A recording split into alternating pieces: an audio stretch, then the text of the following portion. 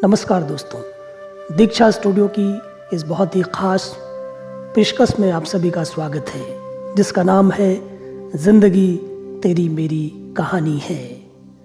आपकी और हमारी कहानियों की इस बेहतरीन श्रृंखला में मैं अरविंद पांडे आप सभी का स्वागत करता हूँ। आज की कहानी यानी एपिसोड 16 की कहानी मुंशी प्रेमचंद जी की लिखी बहुत ही मशहूर कहानी। तो शुरू करते हैं। पूस की रात।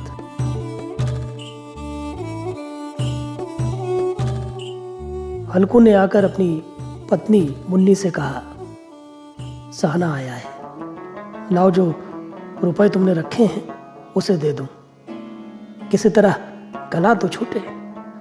मुन्नी झाड़ू लगा रही थी, पीछे पलट कर बोली, 3 ही तो रुपए हैं, दे दोगे तो कंबल कहाँ से आवेगा? माघ पूस की रात हार में कैसे कटेगी? उससे कुछ रोज का और टेम मांग लो, या फिर बोल दो कि अब की फसल पर दे देंगे। अभी नहीं। हल्कू मुन्नी की बात सुनकर एक क्षण अनिश्चित दशा में खड़ा रहा। पूस सिर पर आ गया। कंबल के बिना वो खेतों में रात को किसी भी तरह नहीं जा सकता, मगर सहना मानेगा नहीं। घुड़कियां जमावेगा, गालियां देगा, बला से जाड़ों में मरेंगे। कम से कम अभी तो ये बला सर से टल जाएगी।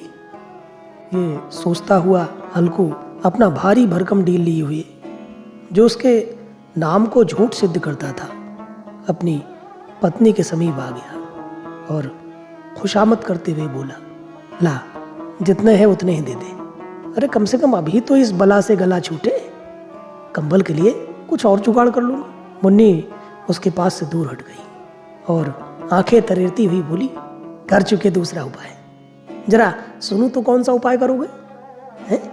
कोई खैरात दे देगा कंबल, न जाने कितनी बाकी है जो किसी तरह चुकने ही नहीं आती। मैं कहती हूँ कि तुम क्यों नहीं खेती छोड़ देते? मर मर कर काम करो, उपज हो तो बाकी दे दो। चलो छुट्टी हुई, बाकी चुकाने के लिए ही तो हमारा जन्म हुआ है, पेट के लिए मजूरी करो। ऐसी खेती से बाज आए, मैं 1 रुपये न दे पाऊंगी अभी, कह देती हूँ। मुन्नी की बात सुनकर हल्कू उदास होकर बोला, तो क्या करूँ? उसकी गाली खाऊं? मुन्नी ने तड़प कर कहा, गाली क्यों देगा? क्या वो उसका राज है? मगर यह कहने के साथ ही उसकी तनी हुई भौहें ढीली पड़ गई। हल्कू के इस वाक्य में जो कठोर सत्य था, वो मानो एक भीषण जंतु की भांति उसे घूर रहा था। उसने जाकर आले पर से रुपए निकाले और लाकर हल्कू के हाथ में रख दिए और बोली, तुम छोड़ दो अब किसी खेती, मजबूरी में सुख से 1 रोटी तो खाने को मिलेगी, किसी की धौंस तो ना रहेगी। अच्छी खेती है, मजबूरी करके लाओ, वो भी उसी में झोंक दो, उस पर से धौंस अलग। हल्कू ने रुपए लिए और इस तरह बाहर चला, मानो वो रुपए नहीं बल्कि अपना कलेजा निकाल कर देने जा रहा हो। उसने मजूरी से 1-1 पैसा काट कपट कर 3 रुपए कंबल के लिए जमा किए थे, वो भी आज निकले जा रहे थे। एक कदम के साथ उसका मस्तक अपनी दीनता के बाहर से दबा जा रहा था।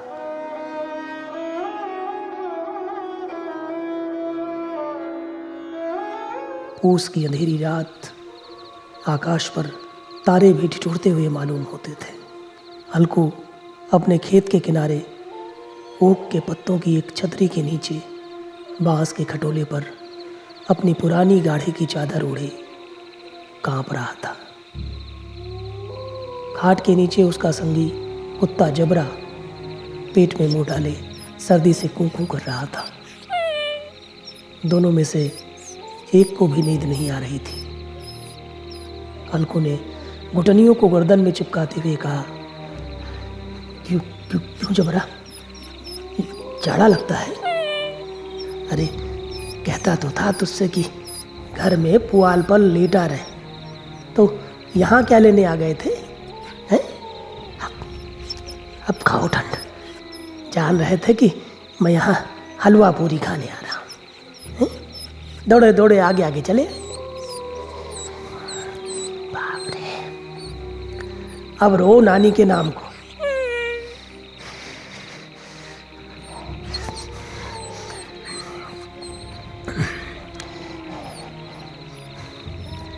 जबरा ने वहीं पड़े पड़े दुम हिलाई और अपनी ऊँखों को दीर्घ बनाता हुआ एक बार जमाई लेकर चुप हो गया। उसकी श्वान बुद्धि ने शायद ताड़ लिया था कि स्वामी को मेरी ऊँखों से नींद नहीं आ रही है।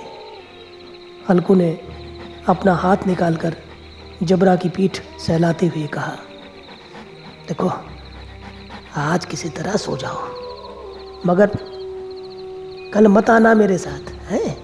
नहीं तो ऐसे ही ठंड में रहोगे। ये राण पछुआ न जाने कहाँ से बर्फ लिए आ रही है, गलाए दे रही है पूरा शरीर। उठूं फिर एक चिलम भरूं तो किसी तरह रात कटे। मगर 8 चिलम तो पी चुका।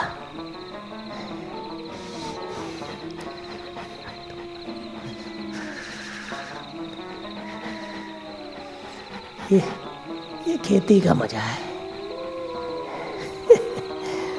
और एक एक भगवान ऐसे पड़े हैं जिसके पास जाड़ा जाए तो गर्मी से घबरा कर भागे।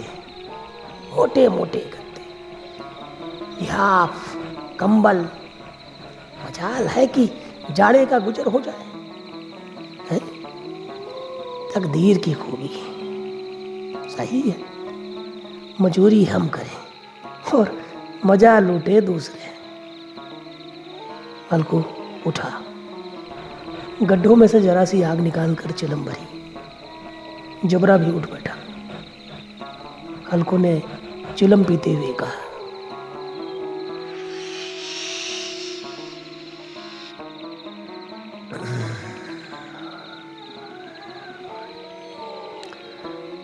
पिएगा चिलम? जाड़ा तो क्या जाता है, बस जरा मन बदल जाता है।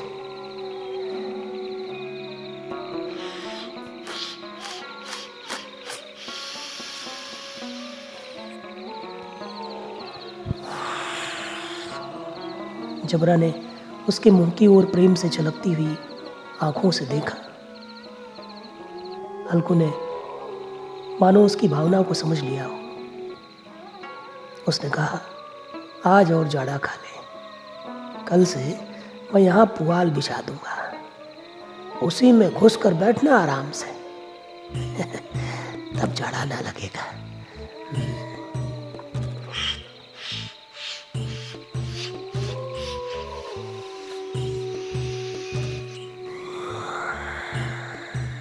जबरा ने अपने पंजे उसकी घुटनियों पर रख दिए और उसके मुंह के पास अपना मुंह ले गया। हल्कू को उसकी गर्म सांस लगी। चिलम पीकर हल्कू फिर लेटा और निश्चय करके लेटा कि चाहे कुछ भी हो जाए, अब की सो जाऊंगा। पर एक ही क्षण में उसके हृदय में कंपन होने लगा। कभी इस करवट लेटता, कभी उस करवट, पर जाड़ा किसी पिशाच की भांति उसकी छाती को दबाए हुए था। जब उससे किसी तरह रहा न गया तो उसने जबरा को धीरे से उठाया और उसके सिर को थपथपा कर उसे अपनी गोद में सुला लिया। कुत्ते की देह से जाने कैसे दुर्गंध आ रही थी, पर उसे अपनी गोद में चिपटाए हुए ऐसे सुख का अनुभव कर रहा था जो इधर महीनों से उसे ना मिला था। जबरा शायद ये समझ रहा था कि स्वर्ग यही है, और हल्कू की पवित्र आत्मा में तो उस कुत्ते के प्रति घृणा की गंध तक ना थी। अपने किसी अभिन्न मित्र या भाई को भी वो इतनी ही तत्परता के साथ गले लगाता। वो अपनी दीनता से आहत ना था जिसने आज उसे इस दशा को पहुंचा दिया। इस अनोखी मैत्री ने जैसे उसकी आत्मा के सब द्वार खोल दिए थे और उनका एक एक अणु प्रकाश से चमक रहा था। अचानक जबरा ने किसी जानवर की आहट पाई। हल्कू की इस विशेष आत्मीयता ने उसमें एक नई स्फूर्ति पैदा कर दी थी, जो हवा के ठंडे झोंकों को भी तुच्छ समझती थी। वो झपट कर उठा और छपरी से बाहर आकर भूखने लगा। हल्कू ने उसे कई बार पुचकार कर बुलाया, पर वो उसके पास ना आया। हार में चारों तरफ दौड़ दौड़ कर भूखता रहा। एक क्षण के लिए आ भी जाता तो तुरंत ही फिर दौड़ता। कर्तव्य उसके हृदय में अरमान की भांति उछल रहा था। 1 घंटा और गुजर गया। रात ने शीत को हवा से धतकाना शुरू किया। हल्कू उठ बैठा और दोनों घुटनों को छाती से मिलाकर सिर उसमें छिपा लिया, मगर ठंड थी कि कम होने का नाम न ले रही थी। ऐसा जान पड़ता था कि सारा रक्त जम गया है। धमनियों में रक्त की जगह हिम बह रहा है। उसने झुककर आकाश की ओर देखा। अभी कितनी रात बाकी है। सप्तऋषि अभी आकाश में आधे भी नहीं चढ़े। ऊपर आ जाएं तब कहीं सवेरा होगा। यानी अभी पहर भर से ऊपर रात बाकी है। हल्कू के खेत से कोई 1 गोली के टप्पे पर आमों का एक बाग था। पतझड़ शुरू हो गई थी। बाग में पत्तियों का ढेर लगा हुआ था। हल्कू ने सोचा, चलकर पत्तियां बटोरूं और उन्हें जलाकर खूब तापूं। रात को कोई मुझे पत्तियां बटोरते देख भी लेगा तो समझेगा कोई भूत है। मगर कौन जाने, कोई जानवर ही छिपा बैठा हो। लेकिन अब तो बैठा भी नहीं जाता है।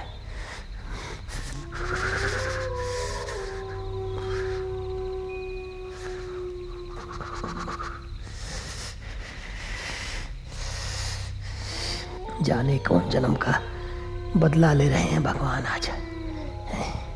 एकदम बर्फे बना के मानेंगे मालूम पड़ता है। उसने पास के अरहर के खेत में जाकर कई पौधे उखाड़ लिए और उनका एक झाड़ू बनाकर हाथ में सुलगता हुआ उपला लिए बगीचे की तरफ चला। जबरा ने उसे आते देखा तो उसके पास आ गया और दो मिलाने लगा। हल्कू ने उससे कहा, अब तो नहीं रह जाता जबरू, हैं? अरे ये ठंड पूरा हाड़ कपा देगी भाई। चलो बगीचे में पत्तियां बटोरे और तापे। थोड़ी गर्मी आ जाएगी तो फिर आ जाएंगे। अभी तो बहुत रात बाकी है। जबरा ने कूं कूं करके अपनी सहमति प्रकट की और आगे आगे बगीचे की ओर चला। बगीचे में खूब अंधेरा छाया हुआ था और अंधकार में निर्दय पवन पत्तियों को कुचलता हुआ चला जाता था। वृक्षों से ओस की बूंदें टप टप नीचे टपक रही थी। एकाएक एक झोंका मेहंदी के फूलों की खुशबू लिए हुए आया। हल्कू ने कहा, कैसी अच्छी महक आई जबरू, तुम्हारी नाक में भी तो सुगंध आ रही है। जबरा को कहीं जमीन पर एक हड्डी पड़ी मिल गई थी। वो उसे निचोड़े डाल रहा था। हल्कू ने आग जमीन पर रख दी और पत्तियां बटोरने लगा। हाथ ठिठुरे जाते थे, नंगे पांव गले जाते थे और वह पत्तियों का पहाड़ खड़ा कर रहा था, मानो इसी अलाव में वह ठंड को भस्म कर देना चाहता है। थोड़ी देर में अलाव जल उठा। उसकी लौ ऊपर वाले वृक्षों की पत्तियों को छू छू कर भागने लगी। उस अस्थिर प्रकाश में बगीचे के विशाल वृक्ष ऐसे मालूम होते थे मानो उस अथाह अंधकार को अपने सिरों पर संभालते हुए हों। अंधकार के उस अनंत सागर में ये प्रकाश एक नौका के समान हिलता मचलता हुआ जान पड़ता था। हल्कू अलाव के सामने बैठा आग ताप रहा था। एक क्षण में उसने दोहर उतारकर बगल में दबा ली। दोनों पांव फैला दिए, मानो ठंड को ललकार रहा हो। तेरे जी में जो आए सो कर। ठंड की असीम शक्ति पर विजय पाकर वो विजय गर्व को हृदय में छिपा ना सकता था। उसने जबरा से कहा, क्यों रे जबरा, अब ठंड लग रही है? जबरे ने कूं कूं करके मानो कहा, अब क्या ठंड लगती ही रहेगी? अरे पहले से ये उपाय ना सूझा जबरे, नहीं तो इतनी ठंड काहे खाते? जब्बर ने भी पूछ हिलाई। अच्छा आओ इस अलाव को कूद कर पार करें, देखें कौन निकल जाता है, और अगर जल गए बच्चा तो फिर मैं दवा दारू ना कराऊंगा। हल्कू की बात सुनकर जब्बर ने उस अग्निराशि की ओर कातर नेत्रों से देखा। मगर सुन, ये बात मुन्नी से ना कह देना, नहीं तो खामखा वो लड़ाई करेगी। ये कहता हुआ हल्कू उछला और अलाव के ऊपर से साफ निकल गया। उसके पैरों में जरा सी लपट लगी, पर वो कोई बात न थी। जबरा आग के गिर्द घूमकर उसके पास आकर खड़ा हो गया। इस पर हल्कू ने कहा, देख ये चालाकी नहीं चलेगी, इसके ऊपर से कूद कर आओ, ऐसे। और हल्कू फिर कूदा और अलाव के इस पार आ गया। पत्तियां जल चुकी थी, बगीचे में फिर अंधेरा छा गया था। राख के नीचे कुछ कुछ आग बाकी थी, जो हवा का झोंका आ जाने पर जरा जाग उठती थी, पर एक क्षण में फिर आंखें बंद कर लेती थी। हल्कू ने फिर चादर ओढ़ ली और गर्म राख के पास बैठा हुआ एक गीत गुनगुनाने लगा।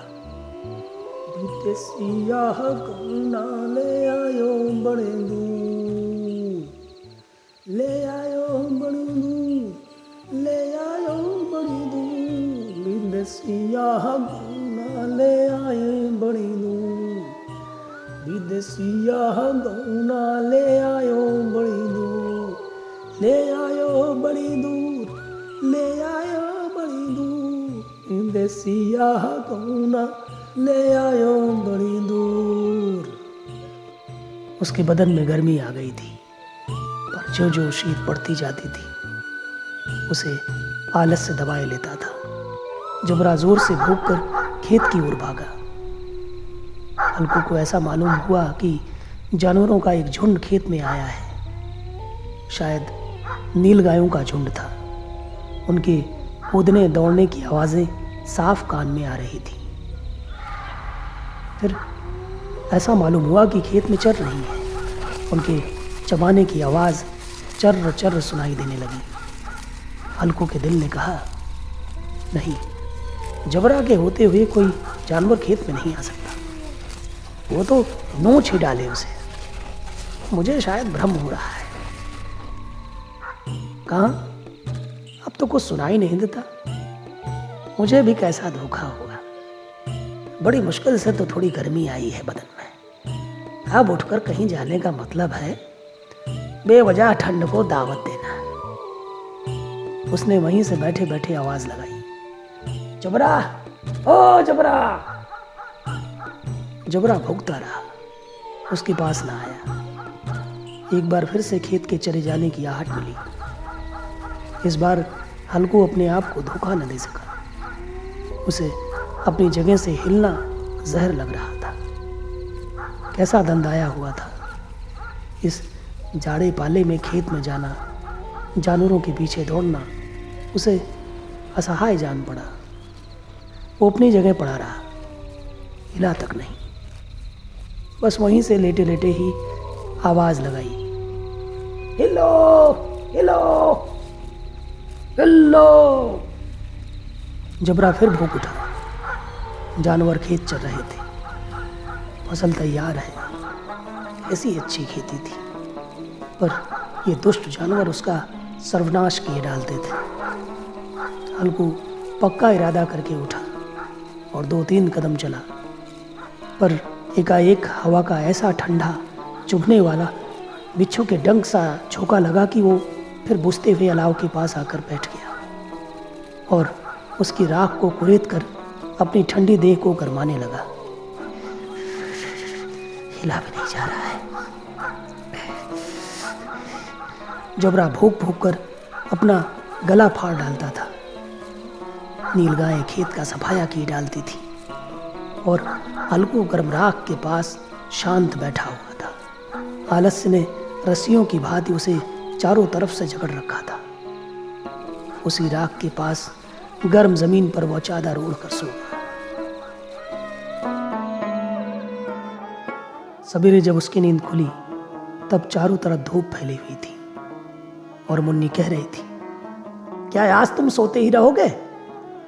तुम यहाँ आकर रम गए और उधर सारा खेत चौपट हो गया। हल्कू एकदम से हड़बड़ा कर उठ गया। उसने कहा, क्या क्या क्या तू खेत से होकर आ रही है? मुन्नी बोली, सारे खेत का सत्यानाश हो गया। भला भला ऐसा भी कोई सोता है? तुम्हारे यहां मड़ैया डालने से क्या हुआ? हल्कू ने बहाना किया, अरे मैं मरते मरते बचा और तुझे अपने खेत की पड़ी है। पेट में ऐसा दर्द उठा कि मैं ही जानता हूं। दोनों फिर खेत की डांड पर आ गए। देखा सारा खेत रौंदा पड़ा हुआ है और जबरा मड़ैया के पास नीचे चित लेटा है, मानो उसमें प्राण ही ना हो। दोनों खेत की दशा देख रहे थे। मुन्नी के चेहरे पर उदासी छाई हुई थी, मगर हल्कू प्रसन्न था। मुन्नी ने चिंतित होकर कहा, अब मजूरी करके मालगुजारी भरनी पड़ेगी। हल्कू ने प्रसन्न मुख से कहा, रात को ठंड में यहां सोना न पड़ेगा। तो दोस्तों, ये थी कहानी मुंशी प्रेमचंद्र द्वारा लिखित पूस की रात। हमें उम्मीद है कि ये कहानी आपको पसंद आएगी। अगर पसंद आए तो लाइक करें, अपने कमेंट्स दें और इसे अपने दोस्तों के साथ, अपने बच्चों के साथ, अपने परिवार के सदस्यों के साथ खूब शेयर करें। और अगर आपने अब तक हमारे इस चैनल को सब्सक्राइब नहीं किया है तो कृपया तुरंत इसे सब्सक्राइब कर लें, इस वादे के साथ कि अगले एपिसोड में एक और बेहतरीन कहानी से आपको रूबरू कराएंगे। लेते हैं आपसे विदा। नमस्कार, शुभ रात्रि।